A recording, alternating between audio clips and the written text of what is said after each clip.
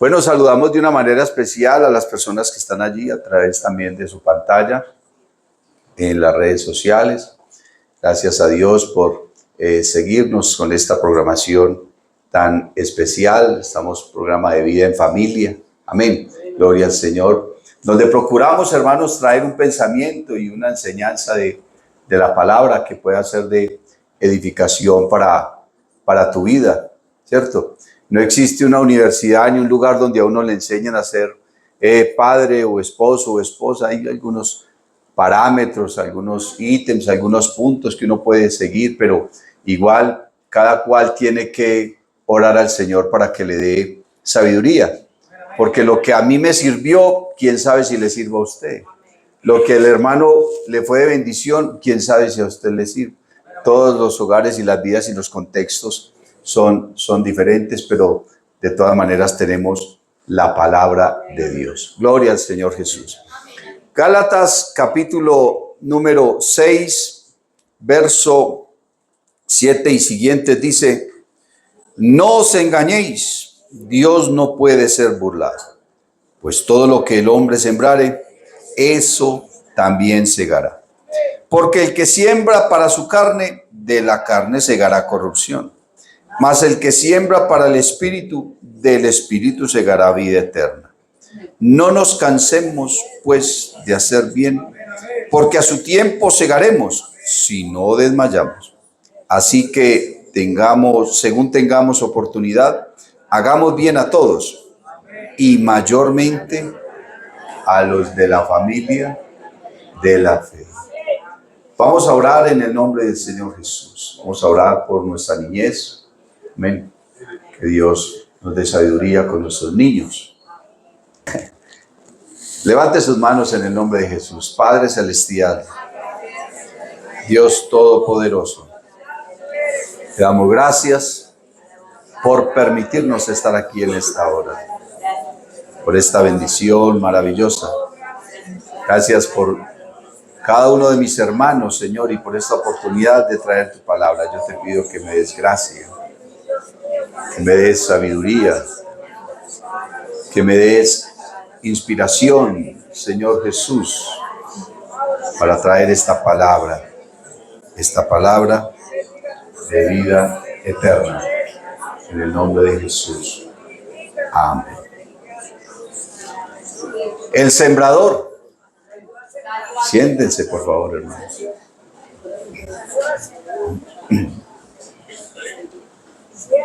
Gloria al Señor Jesús. Bueno, hermanos, siempre que me toca hablar o predicar acerca de la familia, siento un temor reverente. Bueno, porque uno cree que hizo las cosas bien hechas durante la vida, pero si alguien se sentara a hablar con mi esposa o a hablar con mis hijas, pues uno no sabe realmente qué dirían, ¿cierto? ¿Qué responderían si pudimos hacer un trabajo bien hecho o no? El cierto del caso es que sí hubo un esfuerzo y una intención y un deseo de procurar hacer las cosas de la mejor manera, lo mejor posible, ¿cierto? Y sobre todo en medio de un mundo tan revuelto y tan confuso como es el mundo en el que estamos, y todas las épocas han traído momentos difíciles y ha existido el pecado y todo eso. Pero nunca antes el pecado ha sido tan fácil como hoy. Es que hoy en día el pecado está a un clic, ¿cierto? No es sino hacer así. Y ahí está, ¿cierto? Hoy en día el pecado es lo más fácil del mundo. Y no solamente porque las redes sociales lo faciliten, la internet, los medios de comunicación, sino por el pensamiento del ser humano hoy. Cómo el ser humano quiere definitivamente sacar a Dios de todas partes, del gobierno, de las instituciones, de los estamentos, de la familia, del corazón. El ser humano quiere sacar a Dios a como de lugar para poder justificar un acto y un comportamiento. Estaba escuchando esta semana en Señal Colombia. Uy, qué pastor tan raro, escucha Señal Colombia. Pero estaba escuchando un programa en Señal Colombia, había un debate ahí, varias personas. Y estaba escuchando a una señora hablar tan descomedidamente de la Biblia, porque quería justificar toda la revolución que hay ahora con todo esto del género. Y esa señora hablaba tan descomedidamente de la Biblia y de la palabra de Dios. Y finalmente tomó un versículo que lo descontextualizó, mejor dicho. Yo decía, la señora supiera lo que está diciendo, ¿cierto? Hablando acerca de la libertad y de coaccionar la libertad. Y entonces la gente cree que la libertad es hacer lo que uno quiere. Cuando la Biblia está hablando de la libertad, en ese sentido está hablando es de la ley. Nosotros somos libres de la ley mosaica, de la ley del Antiguo Testamento, porque la ley condenaba. Y la única manera que el ser humano es libre de esa ley es muriendo, y por eso la palabra compara, ¿cierto? El hombre o la mujer que es casado y su cónyuge muere y es libre porque su cónyuge murió, ¿cierto? Pero esa persona sacó ese versículo, lo descontextualizó totalmente, queriendo decir que nadie puede coaccionar la libertad y que usted puede hacer lo que quiera, ¿no? El apóstol Pablo habla de la libertad y habla también del libertinaje, que es totalmente diferente, ¿cierto? Pero la gente quiere sacar a Dios de todo lugar para poder justificar su vida y justificar la degradación en la que está cayendo la humanidad. Entonces, hablar de familia en esta época y de criar hijos y enseñarle a los hijos, entonces, en medio de un mundo tan revolucionado, donde ya el pecado es tan normal, tan común, ya ni siquiera se le puede llamar pecado, ya casi siempre, no, es que cometió un error, no, es que se equivocó, y no lo llamamos por su nombre, pecado, ¿cierto? Bendito el nombre del Señor Jesús. Entonces, pensando en la educación de nuestros hijos y en la crianza de nuestros hijos en esta época, creemos que hay un desafío muy grande.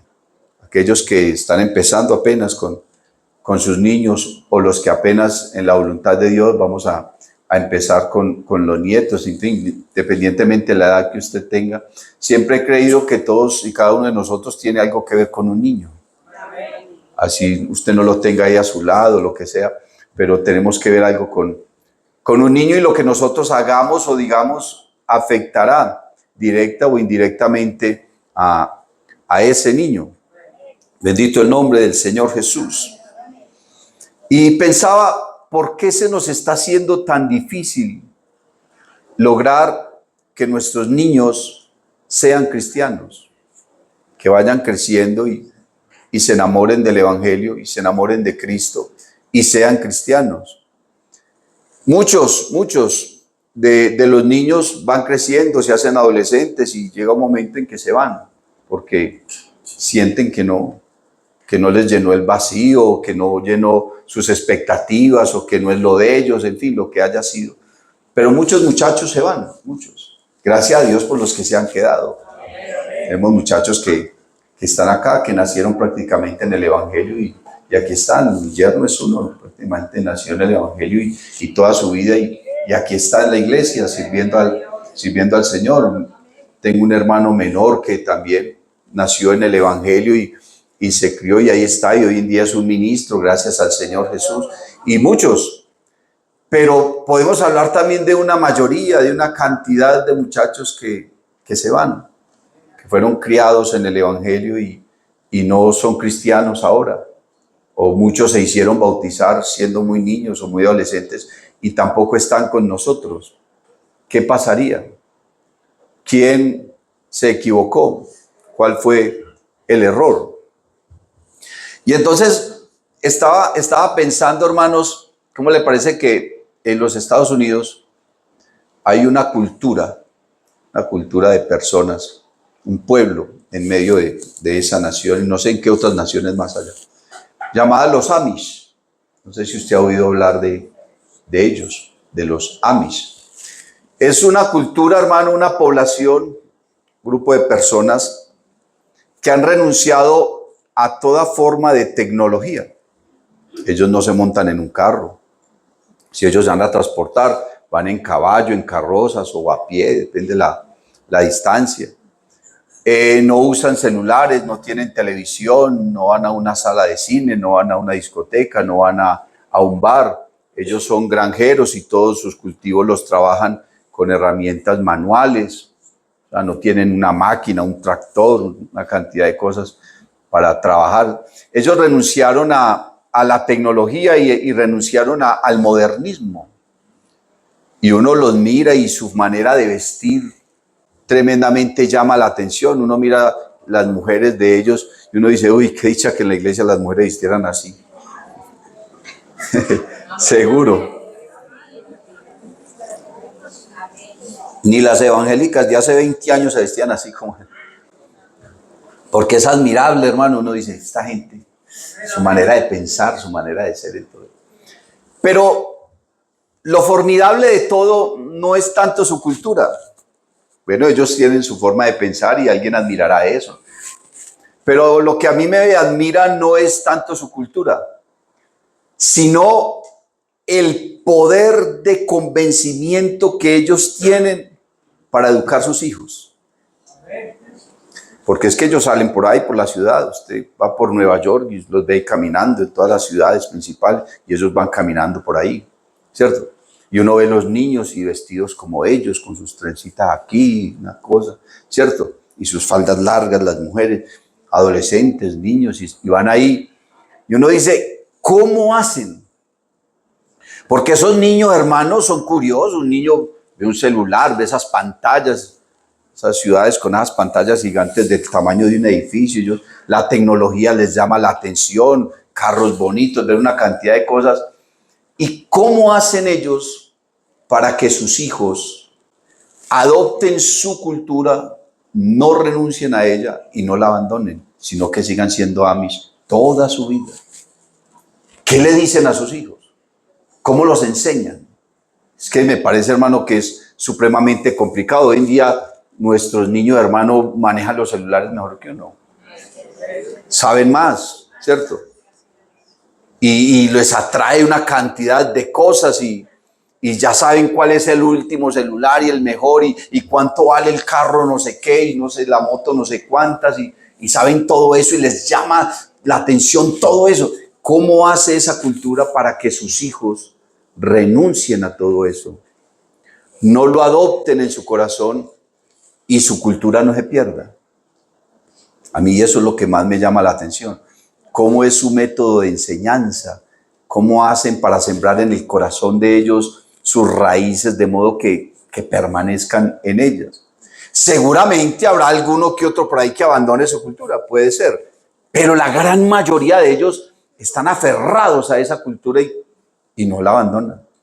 Y ahí está. Y usted va por allá y usted ve toda esa gente por ahí caminando y dice, uy, Dios mío, qué gente tan tremenda, ¿cierto?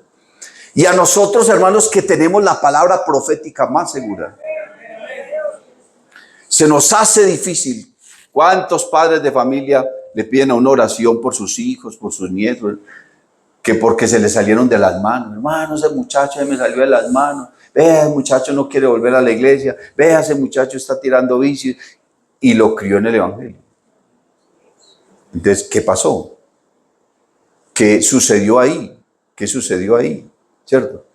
Porque es que el Señor, cuando formó el pueblo de Israel, y sobre todo cuando allá en el desierto les dio la ley y toda la palabra, Él le decía al pueblo, vea, esta palabra que yo les he enseñado hoy, enséñensela a sus hijos. Háblenle de ella en la mañana, en la tarde, en la noche. Enséñensela en la casa, en el camino. Escríbela en los dinteles de la puerta. háblale, transmítale esa palabra a sus hijos. Y el Señor insistía para que los niños aprendieran esa palabra. Pero no que se la aprendieran de memoria, porque es que, hermano, los niños judíos tenían que aprenderse en la Torá. Tenían que aprenderse el Pentateuco. Se tenían que aprender el libro de Deuteronomio de memoria, pero no se trata de aprenderse la Biblia de memoria, sino de guardarla en el corazón. De guardarla en el corazón. Y vemos que el pueblo de Israel fracasó. ¿Y fracasó por qué? Porque no hicieron como Dios les mandó. Porque se basaron en su propio concepto, en su propia opinión, en sus propias ideas. Y la Biblia dice que la palabra no les fue de provecho porque no la oyeron con fe. O sea, les pareció que no era tan trascendental o algo. Entonces, de alguna manera el pueblo de Israel fracasó en ese sentido. Entonces la pregunta ahora es, ¿y nosotros qué?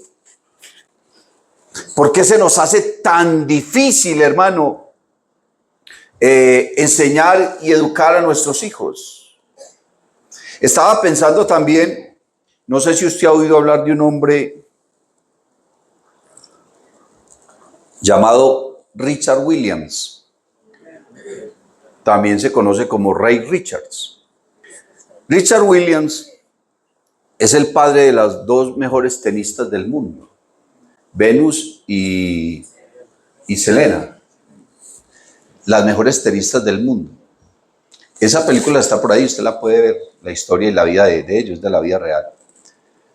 Pero eso es una historia formidable, porque ese hombre tuvo con su esposa como 5 niñas, y él se sentó un día, las niñas estaban recién naciditas, pero eran unas bebecitas, y se sentó un día y escribió un plan, un proyecto para la vida de sus hijas. Y en ese proyecto era que sus hijas fueran las mejores tenistas del mundo. Pero las niñas apenas eran unas bebecitas.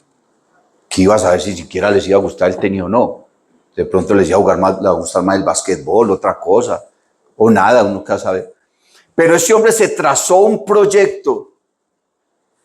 Y desde que las niñas empezaron a crecer y a tener uso de razón, él empezó a hablarles y a meterles una psicología, hermano, tan increíble, que hizo que sus hijas se enamoraran, por lo menos 2 de las 5, se enamoraran del tenis y empezaran a jugar, pero no a jugar de cualquier manera. Se convirtieron en las mejores tenistas del mundo.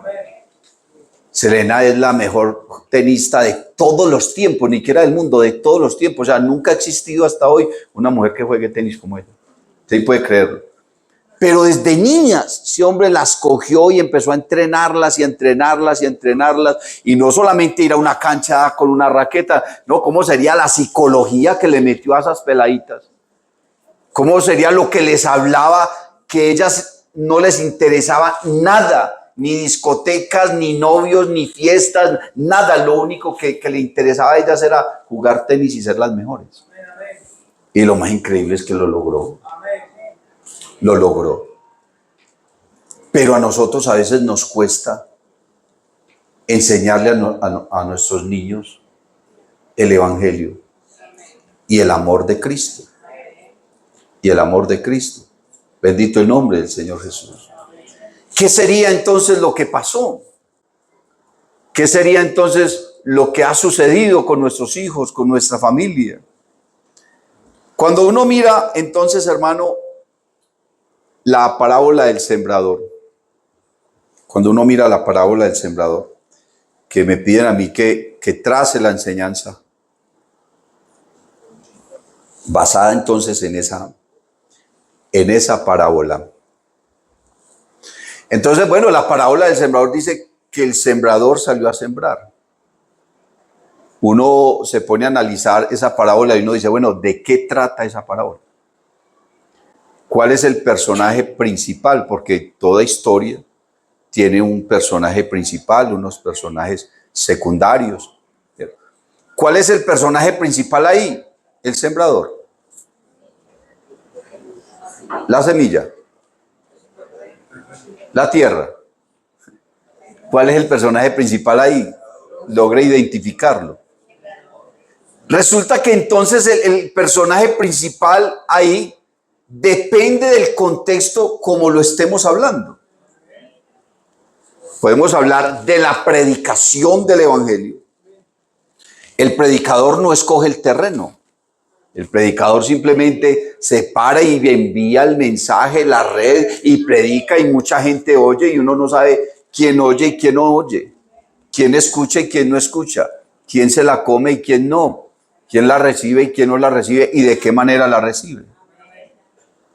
Porque cuando se trata de oír, es muy complejo, porque las personas se cree que cada 5, cada 10 minutos se desconcentran. Pierde la atención. Yo no sé si a usted le ha sucedido que usted está hablando con una persona y días atrás habían tenido otra conversación. Mira, acordate que es que yo el otro día te dije esto y esto. Usted a mí no me dijo eso. Sí, hombre, yo te dije que eso. No, usted a mí no me dijo. Puede que sí se lo haya dicho, pero cuando lo estaba diciendo se desconcentró el oyente, estaba pensando en otra cosa y no le puso atención a lo que le estaban diciendo. ¿Entonces le parece que fue que no le dijeron nada? ¿No le parece muy guanábana? Eso nos sucede a todos. Cuando usted está escuchando una predicación, si usted no se concentra, ¿se le pierde qué? El hilo. ¿De qué era que está hablando el pastor? Y uno volverle a coger el hilo a la enseñanza es complicado, porque uno sabe qué fue lo que acabo de decir y entonces descontextualizamos lo que está diciendo en el instante. Hay gente que toma las redes sociales y editan las predicaciones de predicadores famosos y los ponen a decir lo que no dijeron. A nuestro hermano presidente en su época le tomaron una predicación y la editaron y sacaron de contexto lo que él está diciendo. Vea lo que predica la iglesia pentecostal. Y usted escuchaba, claro, una barbaridad, pero fue que la editaron y lo sacaron totalmente del contexto, ¿cierto? Eso hace, y ahora con la inteligencia artificial ponen a una máquina a hablar igualito a usted, ¿cierto? Aunque por aquí hay unos que no son máquinas y hablan igualitico a los tíos, pero ¿qué más le hacemos pues? ¿Cierto? Entonces, hermano, todo depende del contexto. Si hablamos entonces de la predicación del evangelio, el sembrador salió y tiró semilla por toda parte. Y él no miraba dónde caía la semilla. Él simplemente tenía una bolsa, tenía un talego, ¿cómo era que le decían en el campo? Una mochila, pero hay otro nombre que también me llama. Un saco, una jíquera. Es que, hermano, las palabras se van perdiendo, pero enriquecen él. Una jíquera, yo me acuerdo que una tía me decía, vaya, tráigame la jíquera. Y entonces una vez me fui por allá para la pieza de atrás y había un tío mío ahí. Y yo le dije, tío, ¿cuál es la jíquera? Y él soltó la risa y me mostró unos zapatos bien, me dijo, son esos. Y yo, esa es la jíquera, sí, llévele eso a la tía. Cuando vi, le llevé, tía, aquí está la jíquera, cogí un zapato y me dio en la cabeza, ¡pum! ¿Quién te dijo que eso es una jíquera? Claro, y mi tío, pero todo tío de la risa, hermano, burlándose de mí. Y ella fue y me cogió, ve, mira, una jíquera. Y claro, un costalito ahí de tejido, cosido. Entonces, el sembrador iba ahí con su jíquera y metía la mano y cogía la semilla y él simplemente estaba regando y regando. En el contexto de la predicación del evangelio, eso se vale. Porque yo no puedo pararme allá en la puerta a decir entre usted sí, usted no, usted. Porque aquí viene el que quiera y por las redes sociales escuche. Usted para en un parque con un megáfono y todo el mundo escucha la palabra. Y en la predicación del evangelio eso se vale, ¿cierto? Pero en la casa no. El sembrador, hermano, sale y predica y él no mira dónde cayó la palabra, sino que él sigue sembrando y tira, y cierto, algunos se convierten y usted conoce bien todo el contexto de la parábola del sembrador. Pero en su casa usted es el sembrador. Pero usted no puede sembrar así, como sembró el sembrador del Evangelio de Lucas. de la parábola de Jesús. El sembrador tiró la semilla por encima de las piedras, a la orilla del camino, entre los espinos. Usted no puede hacer eso en su casa. Usted sí va a sembrar una semilla. Y usted es el responsable y el encargado de llevar esa semilla a su casa. Pero usted no puede sembrar así, tirando la semilla. Ahora, entre otras cosas, ¿qué clase de semilla crece de esa forma y se puede sembrar de esa manera que simplemente se tiró así, tra? La mayoría de los cultivos hay que hacer un orificio, un huequito, echar la semillita, taparlo, echarle agüita y estar pendiente.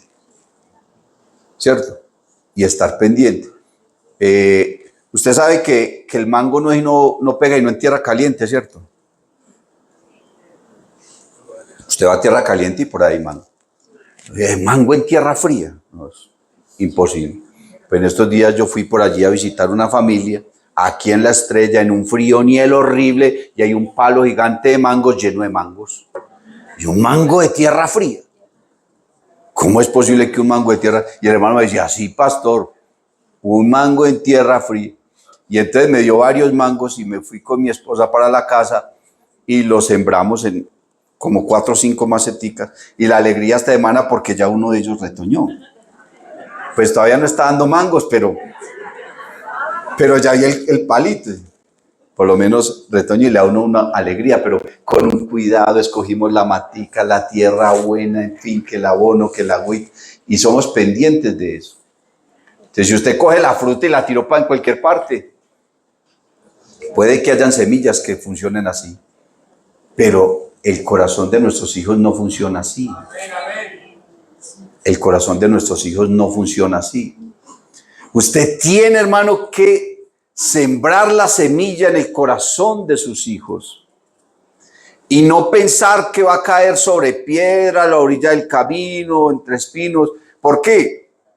Porque tiene que haber una diferencia. Y esa diferencia la tiene que marcar, hermano, es lo que usted está sembrando en el corazón de ellos con la actitud que la está sembrando, hermano, y el carácter que usted tiene. Yo creo que ese hombre, Richard, tuvo que tener un carácter y una disciplina para educar a sus hijas de tal manera y llegar a la meta. Imagine que la historia dice que él alcanzó casi el 80% de lo que se había propuesto con sus hijos. Entonces, ¿qué tal que hubiera cumplido el 100%? O sea, hubo como un 20% que se salió de sus manos. Claro, es que las circunstancias y el mundo es difícil, pero que alcanzó casi el 80% del proyecto que él tenía con ella. Porque nosotros vivimos la vida sin un proyecto de vida. La mayoría de las personas, hermano, viven el diario. Invercan para el diario. ¿Cierto? Y trabajan y diario cogen platica y diario va y compra una bolsita de leche, que compró la librita de papas, que no sé qué, que la librita de arroz y al otro día vuelve y merca y todo en su vida es el diario. Y entonces van enfrentando las cosas según se vayan presentando y toda su vida es el diario. Y así educamos a nuestros hijos. Bueno, y esa es la cultura que tenemos aquí en América Latina. Todos no nos proyectamos. Y por eso es que tenemos personas que quieren enriquecerse de un día para otro. Por eso es que tenemos personas que montan un negocio y como a los 2 meses no les ha dado sino pérdida, renuncian y no continúan con el negocio. No saben que un negocio puede ser 2 o 3 años de pérdida hasta que por fin se establece y ahí ya se levanta. Porque es nuestra manera de pensar. La cultura de la mafia, de enriquecernos ya, que todo ya, y la corrupción. Usted llega a un cargo donde hay dinero, hermano, y si tiene la posibilidad de enriquecerse, no le importa a los demás, ni el pueblo, ni enriquecerse usted. ¿Por qué? Porque la gente quiere vivir el diario y quiere vivir el ya y no construyen, no edifican. No edifican sobre su vida, no edifican sobre su hogar, no tienen una visión, sino simplemente respirar y comer. Seguro, ¿usted sabe cuánta gente en el mundo vive así? Claro, entonces se para un candidato político y dice, no, todos vamos a ser iguales, les vamos a dar a todos para el mercado, para el arriendo. Entonces la gente feliz, no votemos por eso, que yo aquí en mi casa, rascándome las pulgas, me traen el mercado y me pagan el arriendo, y que le quiten al rico y que me la den a mí, y el centavo. Claro, entonces todo el mundo es emocionado, vamos a votar por ese, el que necesitamos. Y resulta que no, que la vida no puede ser así, porque lo que nada nos cuesta, y todo en la vida tiene un costo, un precio, un valor.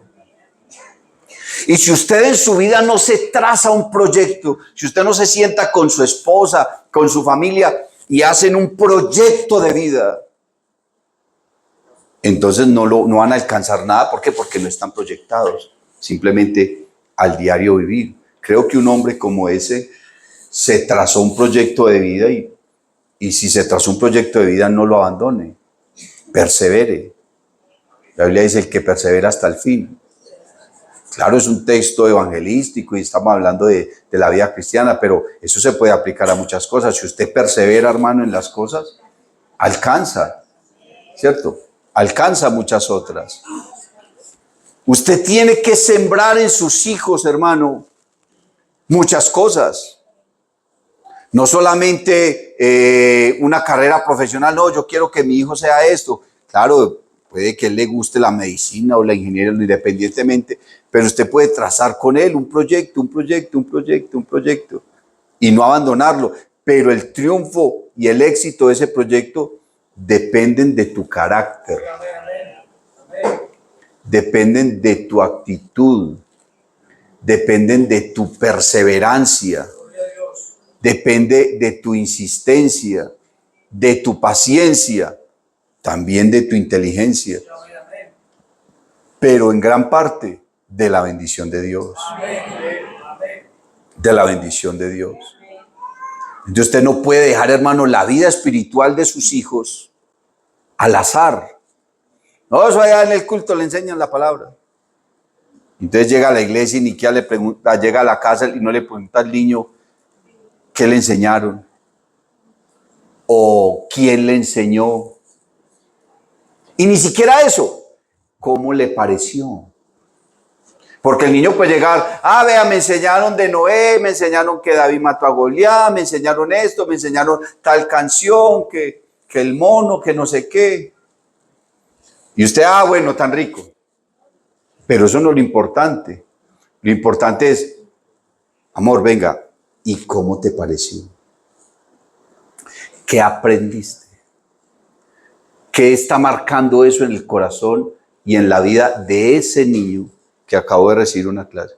¿Y cómo está usted, hermano, trabajando sobre eso? ¿Y cómo está usted trabajando sobre eso? ¿De qué manera? Para que después no tenga que lamentarse. Entonces, el sembrador salió a sembrar y tiró semilla por toda parte. Yo no voy a tirar la semilla en mi casa si cayó bien y si no bien. Porque mire, hermano, su niño recibe la enseñanza de acá de la iglesia. Pero cuando él llega a la casa, es posible que él vea otra cosa. Pero es que el profesor me estaba hablando del amor y que Cristo transforma, que el nuevo nacimiento, que el perdón, que la misericordia, que la gracia, pero no está viendo eso en la casa. Está viendo otra cosa. Y no solo eso, sino que también hay cosas que ni qué, tengo o no tengo razón. Dicen amén. ¿Para qué te digo que no? Sí. Vea, hermano, no solo eso, el niño se va para el colegio. ¿Qué ve en el colegio? Los colegios hoy, hermano, uno dice, hombre, sí paga mandar un niño al colegio. Mire que hay gente que están eligiendo la educación virtual con tal de que su niño no vaya a un colegio y no reciba un bullying, no reciba un menosprecio, no reciba, hermano, una discriminación. Entonces prefieren que el niño esté en la casa estudiando. Bueno, los extremos también, porque es que será convertir un niño en alguien antisocial, no se relaciona y no socializa, ¿no? El colegio de alguna manera también lo forma uno en muchas áreas, ¿cierto? Pero hay gente que tiene tanto miedo del bullying, de la discriminación, de tantas cosas, que prefieren no mandar a los niños al colegio, sino que pura educación virtual, y es otro extremo. Pero en el caso nuestro, seguramente la mayoría, usted envía a su colegio, su niño al colegio, y el niño llega allá y ¿qué ve? ¿De qué persona está rodeada? ¿Quién es su profesor? ¿Cuál es la manera de pensar de su profesor? ¿Qué principios tiene? ¿Qué le está enseñando a mi niño? Si es un profesor de matemáticas, debería estar enseñando matemáticas, pero él no solamente enseña matemáticas, porque el niño mira cómo viene vestido el profesor, de qué manera habla, cómo se expresa, y hay momentos donde dice cosas que no tienen nada que ver con la materia, ¿cierto? Metiéndole a los niños algún pensamiento. Veo un compañerito por allá consumiendo drogas, otro lleno de problemas, otro que no ha comido, en fin, de todo eso. Entonces luego el niño regresa otra vez a la casa y el papá y la mamá están trabajando. Entonces, ¿quién cuida al niño? La tía, la abuelita, un vecino.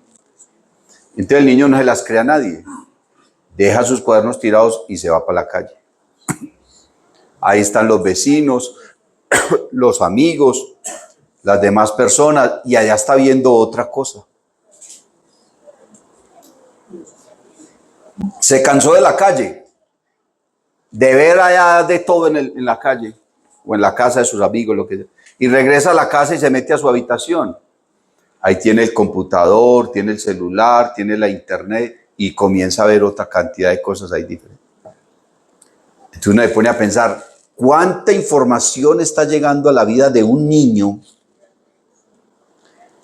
Y el problema no es cuánta información está llegando a la vida de un niño, sino de toda esa información, ¿cuál es la que él se está comiendo? Entonces, ¿qué es lo que va a marcar la diferencia? Lo único que va a marcar la diferencia en la fe de ese niño será la unción del Espíritu Santo que está en ti.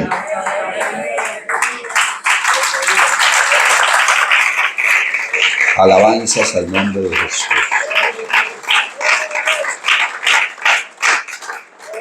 Entonces podemos hablar en este contexto. ¿Cuál es el personaje principal? Digamos que el sembrador. Usted dirá la semilla, usted dirá no, la tierra. Pero ¿sobre quién está la responsabilidad? ¿En la semilla? ¿En la tierra? Y uno puede preguntarse, listo, el sembrador salió a sembrar, pero ¿de dónde sacó la semilla? Porque él tiene una jícara llena de grano y mete la mano y tira. Pero esa semilla no llegó ahí por arte de magia, ¿cierto? No se acostó a dormir y al otro día estaba ahí llenita y la vació y al otro día otra vez llenita. No, de alguna parte sacó la semilla, ¿cierto? La tuvo que comprar o él tenía otro cultivo y rescató la semilla o se la regalaron o se la robó, pues yo no sé, pero de alguna parte sacó la semilla. Ahora, ¿qué tipo de semilla es la que él tiene? Porque mire que la Biblia habla de que el Señor tenía por allá una viña y dice, y la sembró con vides escogidas, o sea, la semilla que él tenía, la escogió, la seleccionó. ¿Sí o no? Él se sentó a separar, esta semillita está mala, esta está comidita de no sé qué, esta sí sirve, y empezó a escoger la mejor. Entonces, ¿cuánto tiempo tardó él regando la semilla? Pero ¿cuánto tiempo tardó escogiéndola? Quiere decir que si tú no dedicas tiempo para escoger la semilla, entonces vas a terminar sembrando cualquier cosa. Porque no dedicaste tiempo, porque no te sentaste a mirar y a escoger qué es lo que vas a hacer. Porque tenemos nuestros niños y estamos tan ocupados en tantas cosas que no tenemos tiempo para escoger la semilla y sembrársela en el corazón. O le estamos sembrando alguna semilla, pero una semilla diferente. No os engañéis, Dios no puede ser burlado, pues todo lo que el hombre sembrare, eso segará. Si usted siembra semilla buena, va a salir un buen árbol. Pero si usted siembra semilla mala, no va a esperar un buen fruto. ¿Cómo va a esperar un buen fruto? Porque es que, hermano, la Biblia habla de un hombre que tenía una hacienda grande y tenía trabajadores. Y la hacienda la tenía llena de trigo. La tenía llena de trigo. Y entonces dice la Biblia que cuando los hombres se fueron a dormir, cuando los hombres se fueron a descansar, vino por la noche alguien que no descansa. Ni siquiera su vecino, su enemigo. ¿Y qué sembró? Cizaña. A veces los niños salen con comportamientos y con cosas que uno dice, pero ¿de dónde sacó eso? Yo no lo enseñé. Es que usted no es el único que le está enseñando. Él tiene un corazón que está recibiendo semilla, información de muchas partes. Y ya les dije cuál sería la diferencia. Entonces este hombre tuvo que sacar tiempo para escoger la semilla. Quiere decir que uno no puede sembrar lo que no tiene. Usted no puede sembrar lo que no tiene, usted siembra lo que tiene. La Biblia dice que la abundancia del corazón habla la boca. ¿Cierto? De lo que hemos visto testificamos. De lo que sabemos hablamos. Entonces yo puedo enumerarles a ustedes una lista de semillas, ¿no? El amor, la honestidad, la fe, enséñele todo eso a sus hijos. No se trata de yo sacar una lista aquí y decirle a usted qué debe enseñarle a su hijo, sino que ¿de dónde está sacando usted la semilla? Ahora, estamos hablando de la palabra. Estamos hablando de la palabra. Y tenemos que pensar, hermano, porque la Biblia dice que no es lo que entra por la boca del hombre lo que contamina al hombre, sino lo que sale. Y lo que sale, sale del corazón. Entonces tú no le puedes enseñar a tu niño algo que no está en tu corazón. Así usted lo coja, le dé coscorronazos, así usted lo obligue a que aprenda, a que tenga un comportamiento, a que tal cosa. Si usted no es coherente en lo que usted siente, cree y piensa con lo que quiere transmitirle al niño, lo único que va a lograr es confundirlo. Y si el niño se confunde, va a tomar otro camino.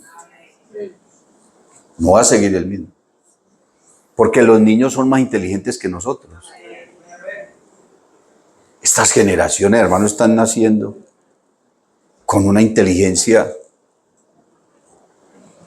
diferenciando la sabiduría de la inteligencia. Puede que tu niño sea más inteligente que tú, pero no puede ser más sabio. Porque si el niño es más sabio que tú, entonces tú estás perdido. O el adulto es él y el niño eres tú. Yo conozco niños más maduros que los papás. Yo conozco niños más maduros que los papás. Cuando le diga, estos días conocí una niña, la hija de un pastor, y uno mira al hermano y a la hermana, y ellos pues charlan y son muy recochudos, y uno los ve muy joviales y todo eso, pero esa niña tiene una seriedad. ¿Y esta niña si es de esta gente o no? A usted la adoptaron, mija. Y la manera como esa niña habla, como esa niña se expresa, uno dice, Dios mío bendito, ¿cuántos años tiene esta niña? Estoy hablando es con una ancianita. Y eso se sienta, hace carrizo y le habla a uno así. Y entonces yo la estaba molestando por algo y porque ella es muy competitiva. Es muy competitiva, entonces yo la estaba molestando sobre algo. Y entonces me puse a reírme y le dije, ay, perdiste. Y se queda toda seria y me dice, perdí. Yo gané, tú perdiste y tú lo sabes. Y yo, ¿y esta niña que dónde la sacaron? Yo ojalá este ministro tuviera la seriedad, la sobriedad que tiene esta niña. La sobriedad que tiene esa niña. Y esta niña cuando tenga 15 años va a ser, no, hasta miedo a acercársele. Con ese carácter y con esa seriedad y con esa madurez. Hay niños así, ¿cierto? Entonces tú no puedes darle a tus niños lo que tú no tienes. Vuelvo y le digo, yo puedo hacer una lista acá de todos los valores, de todos los principios, de todo lo que hay que enseñarle a un niño, instruye al niño en su camino, enseñarles todo eso. Pero aquí el asunto, hermano, es que usted es un sembrador. ¿Y de dónde está sacando la semilla? Entonces no es lo que entra por la boca del hombre y no es lo que sale. Porque lo que sale es lo que contamina el corazón y sale del corazón. Y si está hablando de cosas malas, entonces ¿de dónde salen las cosas buenas? Por supuesto que de la misma parte. Aunque la Biblia dice que por un mismo desagüe, una misma boca, no puede salir agua dulce y agua amarga, ¿no? ¿Cierto?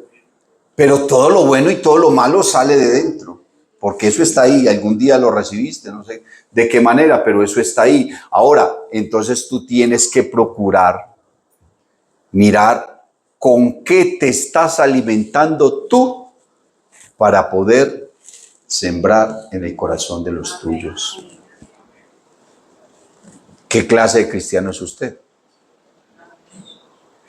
¿Qué clase de ser humano es usted?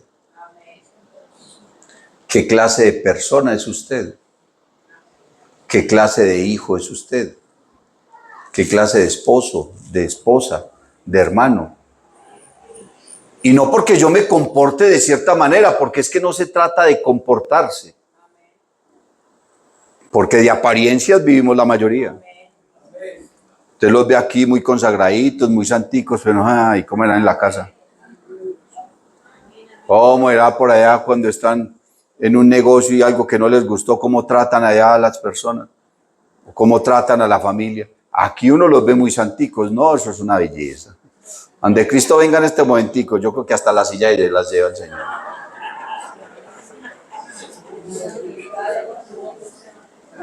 Pero la pregunta no es cómo se comporta usted. La pregunta es, ¿quién es usted?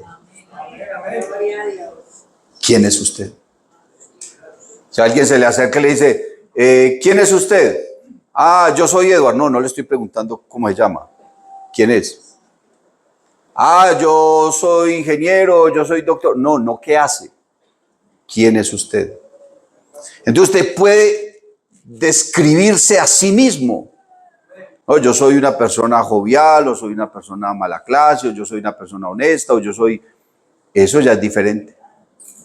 Por allá leía una vez en una pared una inscripción que decía, hay que saber ser. Y a mí me quedó eso, y eso hace muchos años vi yo eso. Y eso siempre me ha quedado a mí trabajando. Hay que saber ser. No se trata de ser, sino de saber ser. De saber ser. Entonces, cuando uno recibe el Evangelio, cuando uno recibe la palabra de Dios y uno hace lo que le toca hacer y permite que Dios haga en uno lo que Él quiere hacer, entonces somos nuevas criaturas. Por más que Dios quiera hacer algo en ti, si tú no pones de tu parte, de tu voluntad, de tu esfuerzo, entonces no vas a alcanzar nada. Josué era cristiano y era un guerrero y no le tenía miedo a nada. La mayoría de las peleas y de las guerras que libró Israel, hermano, antes de la tierra prometida, Josué era el comandante de todo eso. Josué se enfrentaba a gente más grande que él, con una espada y peleaba y le cortaba la cabeza a otro y no le daba miedo. Pero cuando Dios lo llamó para que liderara al pueblo de Israel, porque parece que una cosa era liderar un ejército y otra cosa era liderar el pueblo de Israel. Dios le dice, mira que te mando, que te esfuerces. ¿Será que Josué era negligente? Que el Señor le dijo que se esforzara. Porque si usted es negligente, lo que le dicen, no, mijo, esfuércese un poquitico, hermano. Como dicen los mexicanos, échele ganas. ¿cierto? Entonces Dios le dice, mira que te mando que te esfuerces. Hay que mirar a ver, ¿será que sería negligente? Dice, mira que te mando que te esfuerces y seas valiente. Mira, un guerrero de esos y Dios le está diciendo que sea valiente. Porque con un arma en la mano es muy fácil ser valiente. Pero usted enfrentarse a un pueblo, porque la Biblia dice que no es con ejército, ni con espada, sino con su Santo Espíritu. La mera idea de saber que tenía que liderar a ese pueblo y reemplazar a Moisés, ya eso lo hacía temblar. Te mando que te esfuerces y seas valiente. Dice, no temas. Dice, ni desmayes. ¿Por qué? Porque uno tiende a renunciar, hermano. Usted mira a sus hijos y ya no puedo más. Ya no soy capaz con este muchacho. Renuncio. ¿Cuántas veces ha dicho usted eso? Cada rato. Renuncio, sino que sabe claro que al otro día le toca volver a... Pero usted quisiera renunciar y salir corriendo, botar todo y se para donde nadie lo conoce. Como le dijo Jeremías al Señor, Señor, no quiero saber más nada de tu palabra, no quiero volver a predicar tu palabra, no quiero saber más nada de ese pueblo. Yo predico paz y viene guerra, predico guerra y viene paz. Y Jeremías se le enojó al Señor. ¿Cómo lo miraría el Señor? Yo a veces pienso que el Señor no sé si le dio pesar o le dio risa. Mirando al pobre Jeremías ahí, después de esa cascada que le pegaron y lo metieron en una cisterna por allá 3 días amarrado y desnuda en la cisterna, hermano, casi se muere y sale todo bravo allá por causa de la predicación de la paz y salió bravo, no quiero saber más nada. Pero bueno, había algo en su corazón y dice, me sedujiste, oh Jehová, o sea, me convenciste, esa palabra significa ser convencido. Me sedujiste, oh Jehová, y fui seducido, más fuerte fuiste que yo y me venciste. Porque había dentro de mí un fuego. Dice, quise resistirlo y no pude. ¿Por qué? Porque Dios fue más fuerte en el caso de Jeremías. Pero uno quisiera, hermano, salir volando cual ave y correr y escapar de todas las circunstancias. Entonces Dios le dice a Josué, no desmayes. Es que criar un hijo, hermano, no es un asunto de 8 días. Señor bendito, todavía me escriben, hermano, para pedirme en Palnequi. No, pues ya me casó, pues mi hija, ya. Iba yo a chuparme un conito por allá con la señora cuando, ay, mi amor, los 5,000 del cono, Panequi. Devolvámonos para la casa. Eso no termina nunca, hermano. ¿Cuándo deja uno de ser papá? Nunca dejará usted de ser papá o si es abuelo, siempre estará ahí. Usted no puede renunciar a su... Allá va mi exhija. Ay. Exhija. Ay, ni siquiera dice amén. Ni se ha dado cuenta que estoy hablando con ella. Ay, Señor bendito. Allá va mi ex mamá. Mi ex papá. No, mi ex hermano. Eso no va a suceder nunca. Así usted lo niegue, así no se quiera, así no se hablen de su papá. Será su mamá toda la vida, sus hijos, sus hermanos. Lo que sí se puede decir es allá va mi ex esposa. Allá va mi ex esposo. Eso sí es más factible, ¿cierto? Pero el Señor le está diciendo a Josué, no desmayes. Tenemos una misión. Y puede que usted no sea el evangelista más grande, hermano, pero usted tiene unos niños ahí. Usted tiene que ser el evangelista de ellos. Los patriarcas eran ¿qué? El líder sacerdotal, era el sacerdote, era el líder de la familia, era el que le enseñaba a los hijos la palabra, era el que les enseñaba a trabajar, era el que los educaba. ¿Usted cree que en el tiempo de Abraham, hermano, habían universidades y cosas? No, nada de eso. Todo lo que sus hijos aprendieron, lo aprendieron de él. Por eso la Biblia dice, el hijo sabio alegra al padre. ¿Por qué? Porque fue el papá el que le enseñó. Dice más, el hijo necio es tristeza de la madre. ¿Por qué tristeza de la madre? Porque a ella le tocaba ver cuando al hijo lo apedreaban por mal hijo. ¿Cómo haría el dolor ver que están matando a un hijo? Que lo están apedreando. Como el padre del hijo pródigo. La gente usa la parábola del hijo pródigo para referirse a los que se van de la iglesia, pero no, es que el hijo pródigo era inconverso. ¿Quién dijo que el hijo pródigo era cristiano? Él era inconverso. Pero su padre, hermano, cuando él se fue, se quedó a la puerta de la casa. Todos los días estaba a la puerta de la casa, esperando que el hijo volviera. ¿Por qué hacía eso? ¿Usted sabe por qué hacía eso? Porque si el muchacho venía y no había quien lo recibiera, lo mataban a punta de piedra por lo que había hecho. Entonces el papá estaba todos los días a la puerta porque tenía la esperanza de que si venía su hijo, iba corriendo y lo abrazaba antes de que lo apedrearan. Imagínense, antes de que lo apedrearan. Y ese muchacho llegó oliendo a marrano, a sudor, pues imagínense. Venía viajando a pie, sin plata, muerto del hambre, y estaba, hermano, por allá trabajando en una cochera. ¿Y cómo llegaría ese muchacho? Y al papá no le importó, fue y lo abrazó y lo cubrió para que nadie le hiciera nada.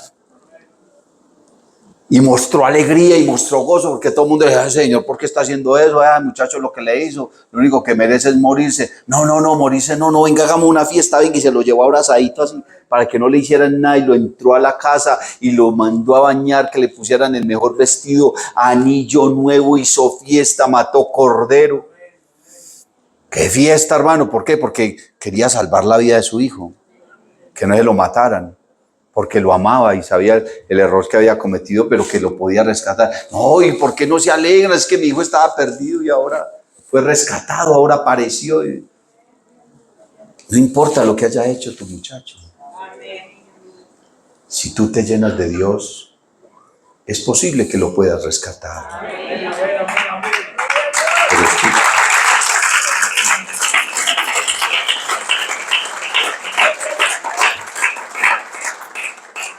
Pero escuche, si tú te llenas de Dios, si tú escoges bien la semilla,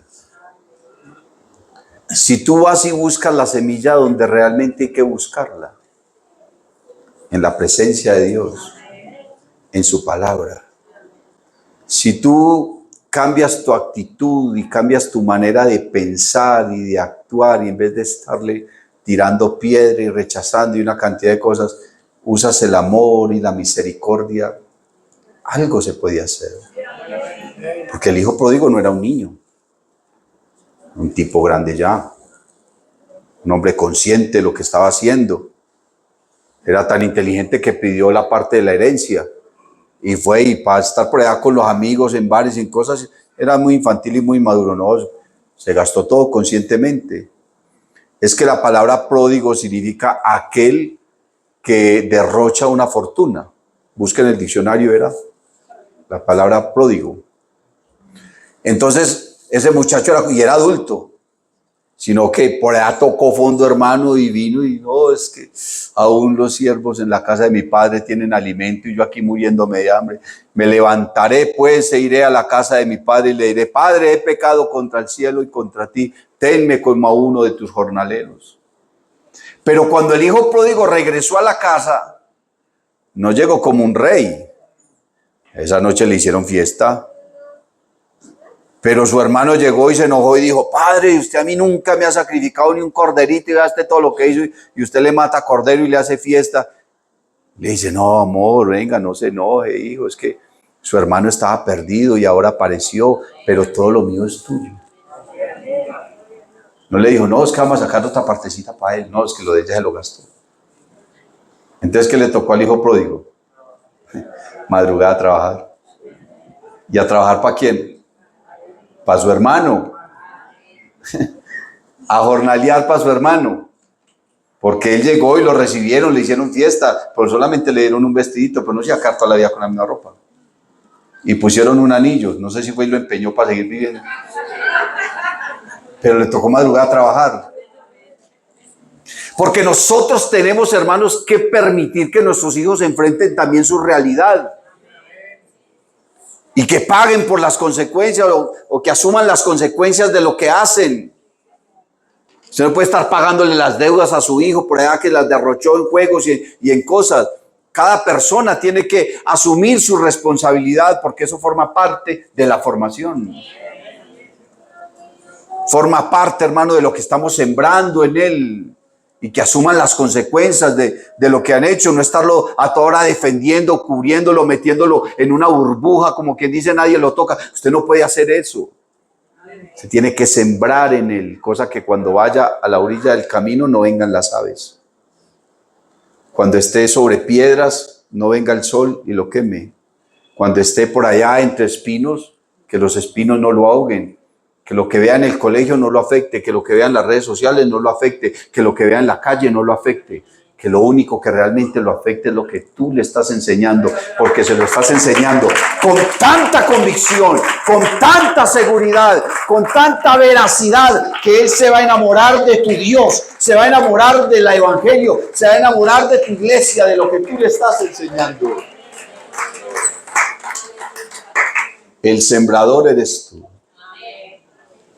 Y lo que el hombre siembra, eso es lo que cosecha. Dice, no nos cansemos pues de hacer el bien. No se canse de ser padre. Sígale enseñando. Así usted crea o sienta que no le están escuchando, ¿no? Ellos a veces no ni siquiera lo miran a uno, pero sí están escuchando. Y usted le echa cantaleta y le dice de todo, y usted, muchacho, pero el muchacho se va por allá y está con los amigos, tal y tal cosa. Yo no voy a hacer eso. Mi mamá me dijo, cada rato mi hija por ahí le iba mal por alguna cosa. Es que como usted me echó la sal, me dijo que si me iba por ahí me iba mal. Claro, me fue mal. Usted ha oído hablar de los recabitas. Libro de Jeremías.